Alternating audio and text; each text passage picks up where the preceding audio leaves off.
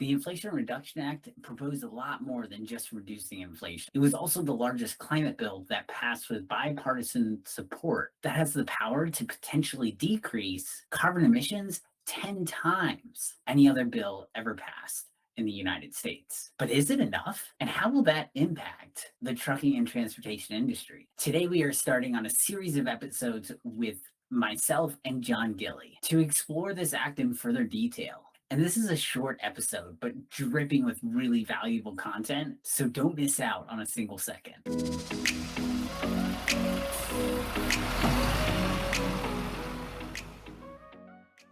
Welcome to Stream. This is a TruckTractorTrailer.com production, and I am your host, Billy Fetzner. And I am here on this episode with John Gillie, CEO and founder of Green Island EV and TruckTractorTrailer.com. And we are talking about the latest Inflation Reduction Act signed by President Biden. We're going to go through a series of episodes, really diving into the nitty-gritty of what's going on with this Inflation Reduction Act and what you can expect to see as a whole looking into the future. So to start us off, John, what was your reaction to the Inflation Reduction Act being signed? Thanks for having me on, Billy. A couple of things. Really pleased to see the law put into place. I think there was bipartisan support from a social climate perspective, but also from an economic perspective to bring jobs and keep jobs here in the United States and supporting a made in America type of an agenda. I think that's how the Biden and the Democratic caucus was supported by the Republicans. And I think they did a masterful job of putting the two together and creating what I think is a first step in a many-step process. Will it make a dent on the market? I doubt it. Will it drive awareness? It has driven awareness, which is important both on the American public perspective, but also I think the industry now has woken up to the fact that the transition from internal combustion engine to something cleaner, EV, hydrogen, wherever we end up, it's happening. And I think that there's been a wake-up call in the industry. And also, I think with the OEMs, the legacy OEMs, of course, we all know the success from Tesla on the consumer auto side, and they really were left unchecked for probably a decade. And the big OEMs now, Daimler, PACCAR, Volvo, Mack, are now just waking up to the fact that this isn't going away. This is something meaningful. And so I think what the Inflation Reduction Act did do, it accelerated awareness. Yeah, definitely. It's that first step, the needed step of saying, hey, we're putting this out there. We need to be starting this process now. And so this is the start of it. But the amounts that were set forth by this act, they're minuscule compared to what they need to be in the future. Just look to the publicly held EV companies that went to the public market 12 to 18 months ago.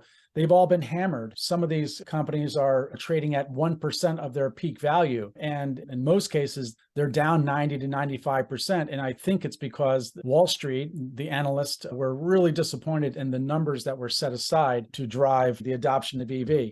But I know also you want to talk about today the grid and infrastructure to support an EV type of fleet. And so let's dig into that as well. Definitely. This bill put together a number of actions to really try to build some of that infrastructure that was definitely needed and is a key piece to what needs to happen for this transition to occur, because you can't just go and say, okay, now we're going to have EVs everywhere and you don't have nowhere to charge them. And it's a big problem. I mean, how can you transition a fleet when you don't know whether you're going to be able to charge that fleet, or what you're charging isn't even really that clean? You can't be using a diesel generator to charge your EV vehicle. Right. Like, that doesn't make any sense. Yeah, so I think, what all of these acts and bills are starting to do, it's starting to stimulate conversation. And through that conversation and analysis, we are starting to better understand the problems. And the more we talk about the issues, the more we dig into it, we realize there's more problems than there are solutions in play. But that's the start of any major transition or transformation. So I think we're in the early days of this. Now, we all know the need to drive to a cleaner solution because of environmental concerns, certainly. But I think we have to also be realistic in where we are today to realize those hopes and dreams. The infrastructure that's in place today is clearly nowhere near ready to support the high expectations and market projections. There's just no way. Case in point, California. California, what people may not realize that are listening is that 75% of all Teslas are sold and used in California. It's really their market. Only 25% of Teslas are sold outside of California. And that might be a little different. It might be 70-30. But the point I'm trying to make is, in California, that grid it's 20 years, 30 years away from being ready to support a major transformation and to meet the demands of some of the politicians that are in office, are proponents of clean energy. Certainly we're behind that, but let's be realistic that in the California market, there's in the utility market, it's the infrastructure is so far behind. There's used to be brownouts and blackouts and days where you can't use certain utilities. And to think that we're going to do a mass adoption of EVs on the consumer level, but also on the commercial fleet level, I think that's far reaching. Yeah, I agree. It's hard to make that sudden transition extremely fast. It's like you've got to have the infrastructure there, and it takes time to build that infrastructure. It takes time to build all these power plants and everything else. We might not talk much about nuclear power and things like that. The last nuclear power plant that was at forth was back in the 70s. 1970s was the last time it actually was passed to actually have a nuclear generator come online. Was back then in the 70s. Like, we haven't had anything since then. And so nuclear is an extreme example, but for other things as well, it takes time to get this infrastructure in place. Hopefully with this bill, we're putting things in the right direction so that we can see some of this change that we need for the infrastructure to really start building the infrastructure we need to be able to start making these transitions. But being able to, with this bill, is a step in the right direction, but it's the beginning, like you've been saying. Yeah.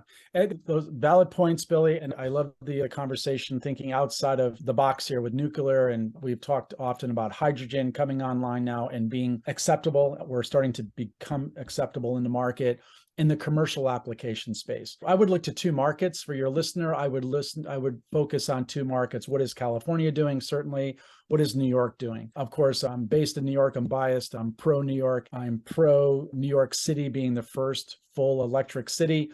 I know that's a big idea, but I think there's influencers and decision makers and thought leaders in place and also support to make that happen in New York, for New York to be a market leader. And my team from Green Island EV is just so proud and committed to being part of the solution, not the whole solution, but just being a small part of that solution, not only to help clean energy solutions, but also to employ Americans and to employ New Yorkers here in New York. Yeah, good. Yeah, definitely. John, thank you so much for coming on the stream. We'll definitely have some more of these to really dive more into this Inflation Reduction Act, and hopefully several more to come to see what is happening out there and how this is going to impact fleet owners on a daily basis. So thank you so much, John, for coming on. Thanks, Billy. Until next time. And if you enjoyed this episode with John Gillie, make sure you check out the next episode in the series where we dive even deeper into the Inflation Reduction Act and what this act means for the trucking community. So I'll catch you next time here on Stream.